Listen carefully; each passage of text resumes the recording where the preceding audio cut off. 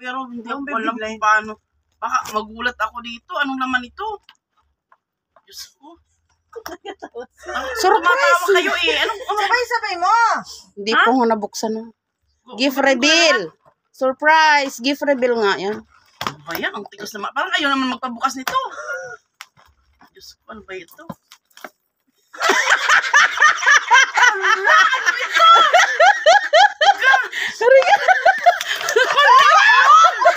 Bakit nagregalo kayo ng itlog? 50 na itlog! Ano na kaya lang? Kung nagregalo kayo ng itlog, dapat pati mantika. Kaya pala sabi dapat, wag daw, baka daw. Wag na mo sa babog yan. Sababog. Ay, di ba nauna yung isang tray nung nakarating ko? O, 60 yan. Nasobrahan. 60, lang naman, grabe. Bawiin nyo yung 10. Ibalik sa 10. Ata, yung 10. Bakit nagregalo pa kayo kung ganito?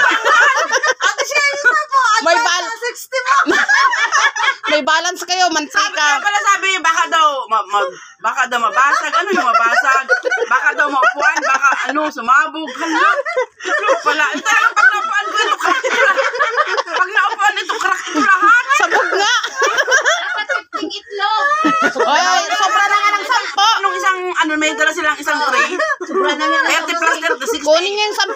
Sabi nyo para sa 60. Balik ba yung 10 sa Dapat ganito, may mantika pa. Meron pa yan. Meron tayo, man. Anong meron? Meron pa yan. Ano? Ito. Wala na. Ano yan pa ba siya? May spring. Ito na muna. May chewing gum. Mabaho ka na.